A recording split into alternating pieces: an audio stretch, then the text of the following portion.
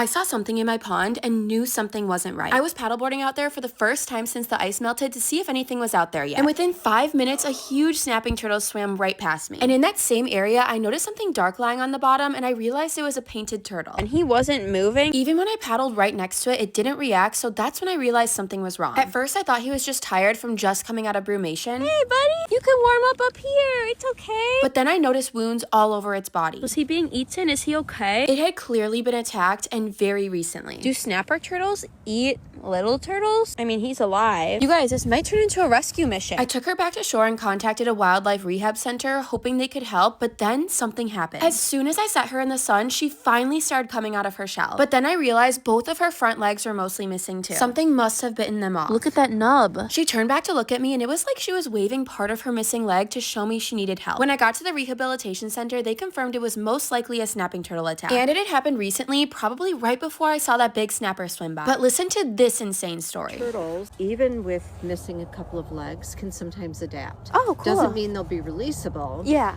But we had a turtle one time. It wasn't a painted turtle. This is a painted turtle. Yeah. We had a red-eared slider that was found by a Chicago police officer.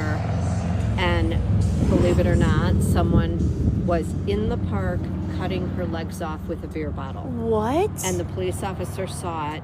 Person ran. She picked up the turtle and brought it to us. Wow. And we named it Spinner. She was missing 3 of her 4 legs. Oh, wow. And initially all she could do was push off the full leg and she'd spin around, and she learned how to walk again. Oh my gosh, and she that's could go amazing. straight. So yeah, Wow. so there is definitely hope that she'll adapt, but Amazing. the number one thing is doing her medical care right Yeah. now. So this turtle will likely never go back to the wild, but she's now in their care, where she'll get antibiotics, pain meds, and hopefully learn to adapt and thrive. I did not want to go out there today, and something was telling me to go out there. And now we hopefully saved this painted turtle.